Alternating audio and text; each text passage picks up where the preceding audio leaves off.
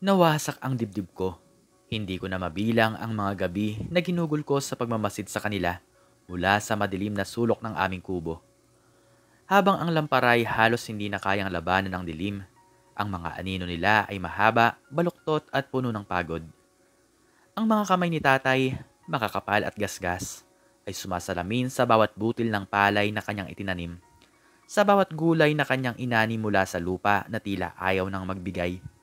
Si nanay naman, ang kanyang likod ay unti-unting yumuyukod sa bigat ng kanyang labada na kanyang nakinukuha sa mga kapitbahay, sa bawat tahi ng damit na kanyang kinukumpuni sa ilalim ng nanginginig na liwanag. Wala talagang mangyayari sa mga yan, bulong ni Mang Kanor. Ang kanyang boses ay tila isang matalim na kutsilyo na humihiwa sa katahimikan ng gabi. Narinig ko yun mula sa aming munting bintana. Ang mga salita niya ay bumabaon sa aking puso na parang patalim. Mga patay gutom, hindi na natuto, hindi nag-aral. Ano pa ba ang aasahan mo? Tumawa si Aling Poleng. Ang kanyang tawa ay matinis at puno ng pangungutya. Kaya nga pinanganak ang anak nila para maging kasing sira rin nila. Kawawang bata. Ang bawat salita ay tumago sa aking kalamnan. Hindi ako nakakakilos. Nakatingin lamang ako sa aking mga magulang na patuloy na nagtatrabaho. Ang mga ulo nila ay nakayuko, tila bingi sa mga pangungutya ng mundo. Ngunit alam kong naririnig nila. Nakikita ko ang bahagyang pag-urong ng mga balikat ni nanay at paghigpit ng hawak ni tatay sa kanyang pala. Ang mga mata ko ay nag-init, ngunit pinigilan ko ang luha. Hindi ako iiyak. Hindi ako magiging katulad nila. Simula noon, isang pangako ang bumuo sa aking pagkatao, matalim at hindi nababali. Hindi ako magiging mahirap, hindi ko hahayaang maranasan ng aking mga magulang ang ganitong kahihiyan. Hindi ko hahayaang tawagin silang patay gutom, hampas lupa. Ibibigay ko sa kanila ang lahat ng kaginawahan na hindi nila naranasan, ang lahat ng karangyaan na pinagkaitan sa kanila ng mapanlinlang na kapalaran. Mula sa putik ng kahirapan, babangon kami. At ako ay magiging haligi. Ako ay magiging tulay. Ako ang magiging lahat. Ang bawat oras na ginugol ko sa pag-aaral ay tila isang labanan. Bawat pahina, bawat problema sa matematika, bawat salita sa Ingles ay aking hinahamon, aking sinasakop. Hindi ako nagpapahinga, hindi ako nagpapatalo. Nakita ko ang pagod sa mga mata ni nanay at tatay. Ang pagod na magbibigay sa akin ng lakas. Ang bawat pagod ng ngiti nila ay tila nagbibigay sa akin ng apoy upang patuloy na lumaban. James, anak, malumanay na sambit ni nanay. Ang kanyang mga kamay ay humahaplos sa aking buhok. Magpahinga ka na. Bukas na lang ulit. Ngumiti ako. Ngiting puno ng pagtatago. Konti na lang punay. Kailangan ko po to. Kailangan ko ito. Kailangan ko ang bawat kaalaman, bawat kasanayan. Ito ang aking sandata. Ito ang aking paglaya. Nang dumating ang pagkakataon na umalis patungong ibang bansa, tila isang panaginip na nagkatotoo. Isang panaginip na binuo ng pawis, luha, at walang humpay na pagpupursige. Anak, mag-iingat ka doon. Basag ang boses ni nanay. Ang kanyang mga mata ay nanlalabo sa luha. Mahigpit niya akong niyakap. Ang kanyang yakap ay tila isang tanggulan laban sa lahat ng panganib. James, huwag kang mag-alala sa amin. Sambit ni tatay. Ang kanyang mga kamay ay mahigpit na humawak sa aking balikat. Ang kanyang mga mata ay puno ng pagmamalaki, ngunit may bahid ng kalungkutan. Kaya namin ang sarili namin, basta ikaw, magpakatatag ka.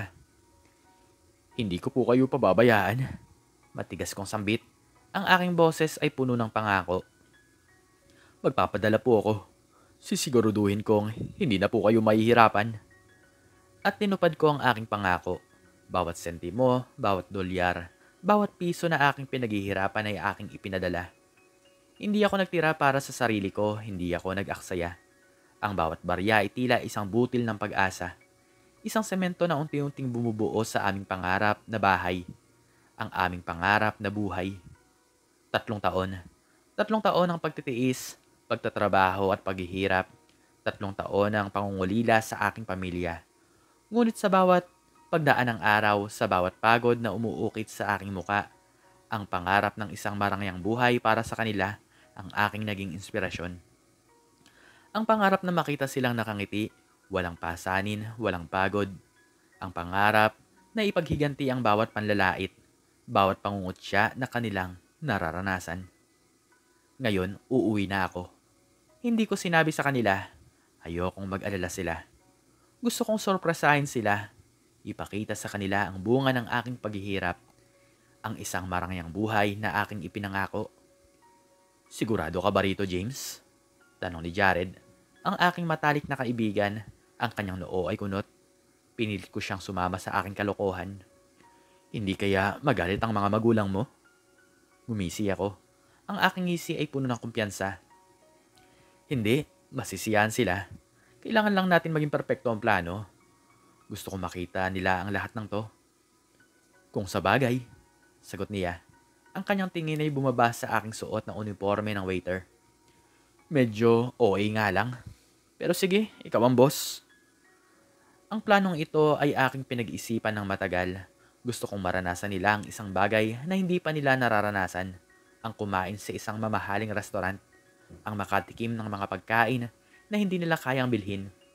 Gusto kong makita ang kanilang mga reaksyon, ang kanilang gulat, ang kanilang kaligayahan. At pagkatapos ilalantad ko ang aking sarili, ang kanilang anak na nagtagumpay. Nandiyan na sila, bulong ni Jared. Ang kanyang boses ay puno ng kaba. Sumilip ako mula sa likod ng pader. Ang aking puso ay bumibilis ng tibok. Naroon sila. Si nanay at tatay nakasuot ng kanilang pinakamagandang damit na halatang luma na, ngunit malinis na malinis. Ang mga mata ni nanay ay malaki, puno ng pagkamangha habang tinitingnan niya ang eleganteng loob ng restaurant. Si tatay naman, ang kanyang mga kamay ay nasa bulsa, tila naiilang sa paligid. Hinawakan ni Jared ang aking balikat. Sige James, ito na ang oras. Humugot ako ng malalim na hininga. Ito na ang sandali ng paghihiganti. Ang sandali ng pagtatagumpay. Lumapit ako sa kanilang mesa. Ang aking mukha ay natatakpan ng maskara. Ang aking boses ay pinilit kong baguhin. Magandang gabi po. Ano po ang o-orderin nyo? Bahagyang nagulat si nanay. Ang kanyang mga mata ay nanlaki. Jared, bakit kami nandito? Bakit ang mamahal ang pagkain? Gumiti si Jared. Kasi po, Aling Nora, Mang Nestor, may nagpaparinig po sa inyo ng regalo. Ayaw pong magpakilala. Nagkatinginan sila nanay at tatay. Ang kanilang mga muka ay puno ng pagtataka. Regalo? At sino naman kaya? Bulong ni tatay. Kumain lang po kayo, Mang Nestor. Tugon ni Jared. Ito po ang menu. Inabot ko sa kanila ang menu. Ang aking mga kamay ay bahagyang nanginginig. Inabot ko sa kanila ang menu. Ang aking mga kamay ay bahagyang nanginginig. Nakita ko ang pagkamangha sa kanilang mga mata habang binabasa nila ang mga pangalan ng pagkain. Ang mga presyo ay tila nagbigay sa kanila ng bahagyang pagkabigla. Ngunit pinilit nilang itago. Ano po ang gusto nyo? Tanong ko. Ang aking boses ay kalmado. Kahit ano na lang iho, sagot ni nanay. Ang kanyang ngiti ay puno ng hiya. Basta yung hindi masyadong mahal. Bumuntong hininga ako. Kahit ngayon, iniisip pa rin nila ang presyo. Huwag po kayong mag-alala sa presyo, Aling Nora. Mabilis sa sambit ni Jared. Lahat po ay libre para sa inyo ngayong gabi. Nagulat sina nanay at tatay. Libre? Sabay nilang tanong. Opo, kaya piliin niyo po ang gusto niyo. Ipagluluto po kayo ng pinakamahusay na chef sa lugar na to. Sagot ni Jared. Nagkatinginan ulit sina nanay at tatay. Ang kanilang mga muka ay nagniningning sa tuwa. Kung ganon, gusto ko yung, anong tawag doon? Yung may lobster. Nakangiti si nanay. Ako naman yung steak, yung napapanood ko, yung medium rare. Tinalikuran ko na sila. Ang aking puso ay puno ng kagalakan. Ito ang gusto kong makita, ang kanilang kalagayan. Ang kanilang pagtataka, ang kanilang pagkamangha. Bumalik ako sa kusina. Ang aking mga kamay ay abala sa paghahanda ng kanilang order. Bawat galaw ay puno ng pag-iingat, pagmamahal. Ito ang aking regalo sa kanila, ang aking paghihiganti sa lahat ng sakit na kanilang naranasan. Nang inihain ko na ang pagkain sa kanilang mesa, ang kanilang mga mata ay nanlaki. Ang mga pagkain ay tila isang obra maestra, puno ng kulay at bango. Ang ganda naman ito. Bulong ni nanay, ang kanyang kamay ay bahagyang nanginginig habang hawak ang tinidor. Ang bango. Sambit ni tatay, ang kanyang mga mata ay nakapako sa lobster. Pinanood ko silang kumain, ang bawat subo ay puno ng kasiyahan. Ang kanilang mga mukha ay nagniningning. Ang kanilang mga mata ay puno ng tuwa. Ito ang pinakamagandang regalo na maibibigay ko sa kanila. Nang matapos silang kumain, lumapit ako sa kanilang mesa. Tapos na po ba kayong kumain? Tanong ko. Ang aking boses ay bahagyang nanginginig. Tumayo si nanay, ang kanyang ngiti ay lumawak. Opo, maraming salamat. Ang sarap ng pagkain sobra. Salamat talaga, iho. Sambit ni tatay, ang kanyang mga mata ay puno ng pasasalamat. Hindi pa kami nakakain ng ganito kasarap. Ngumiti ako. Mayroon pa po akong isang sorpresa sa inyo. Nagkatinginan sina nanay at tatay, ang kanilang mga muka ay puno ng pagtataka. Dahan-dahan kong inalis ang aking maskara. Ang aking mga mata ay nakapako sa kanila. Nay? Tay? Nagulantang sila. Ang kanilang mga mata ay nanlaki. Ang kanilang mga bibig ay bahagyang nakanganga. James? Bulong ni nanay. Ang kanyang boss ay nanginginig. Ikaw ba yan, anak? Tumangwa ko. Ang aking mga mata ay puno ng luha. Opo, nay. Ako po ito. Anak! Sigaw ni tatay. Ang kanyang boses ay puno ng kagalakan. Tumayo sila at agad akong niyakap. Ang yakap ni nanay at tatay ay mahigpit, puno ng pagmamahal at pangungulila. Ang yakap din ni tatay ay matatag at puno ng pagmamalaki. Umuwi ka na, anak. Basag na boses ni nanay. Sobra kaming nangulila sa'yo. Hindi mo man lang sinabi na uuwi ka pala. Sambit ni tatay, ang kanyang mga mata ay puno ng luha. Ngumiti ako. Gusto ko po kasi kayong sorpresahin. Pagkatapos ng matinding yakapan, nagpasya kaming umuwi. Ang bawat hakbang ay puno ng kagalakan, ng pag-asa. Ngayon sa wakas, magbabago na ang lahat. Nang makarating kami sa aming kubo, ang ngiti sa aking labi ay unti-unting nawala. Walang nagbago. Ang aming kubo ay nanatiling kubo. Ang mga dingding ay nanatiling luma. Ang bubong ay nanatiling yero. Ang lahat ay nanatiling pareho. Ang aking puso ay bumigat, ang aking mga mata ay nanlaki sa pagkadismaya. Paano? Paano nangyari to? 3 taon. 3 taon akong nagpakahirap, nagpadala ng pera. Bakit walang nagbago? Bumaling ako sa aking mga magulang. Ang aking mga mata ay puno ng galit. Nay, tay, bakit? Bakit walang nagbago? Nagulat sila sa aking tanong. Ang kanilang mga mukha ay puno ng pagtataka. Anak, anong ibig mong sabihin? Tanong ni nanay, ang kanyang boses ay puno ng pagkalito. Ang pera, nay. Ang perang ipinapadala ko. Saan nyo ginastos? Bakit walang nagbago sa bahay natin? Bakit pareho pa rin tayo? Sigaw ko. Ang aking boses ay puno ng hinanakit. Nagkatinginan sina nanay at tatay. Ang kanilang mga mukha ay puno ng kalungkutan. James, anak, huwag kang magalit. Sambit ni tatay. Ang kanyang boses ay malumanay. Paano ako hindi magagalit, tay? Sigaw ko. Ang aking mga mata ay puno ng luha. Pinaghirapan ko yun. Pinaghirapan ko ang bawat sentimo para lang magbago ang buhay natin. Para lang makakain tayo sa masasarap. Para lang hindi na tayo maging patay gutom at tawagin nilang ganito. Lumapit si nanay sa akin. Ang kanyang mga kamay ay bahagyang nanginginig. Anak, hindi mo naintindihan. Anong hindi ko naintindihan, nay? Putol ko sa kanyang sasabihin. Ang naintindihan ko lang, bumalik ako at walang nagbago. Pareho pa rin tayo. Mahirap pa rin tayo. Bakit? Bakit nyo sinayang ang pinaghirapan ko? Ang aking mga salita ay tila mga patalim na humihiwa sa kanilang mga puso. Ang kanilang mga mata ay puno ng luha. Ang kanilang mga mukha ay puno ng sakit. Hindi namin sinayang, anak. Basag ang boses ni tatay. Hindi namin sinayang ang pinaghirapan mo. Kung hindi nyo sinayang, nasaan? Hamon ko. Ang aking boses ay puno ng pagdududa. Nasaan ang bahay na pinangarap natin? Nasaan ang aming mga gamit na pinapangarap natin? Nasaan ang mga gamit na pinapangarap natin? Nasaan ang marangyang buhay na ipinangako ko sa inyo?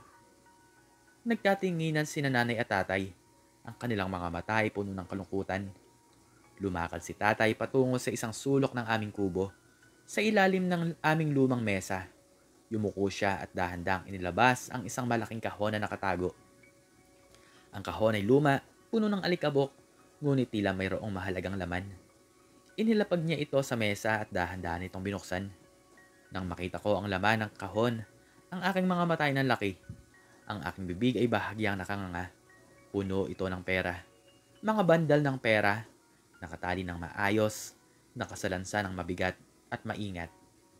Ang bawat bandal ay tila isang testamento sa aking paghihirap, sa aking pagpursige. Anak, malumanay na sambit ni nanay. Ang kanyang mga mata ay puno ng luha.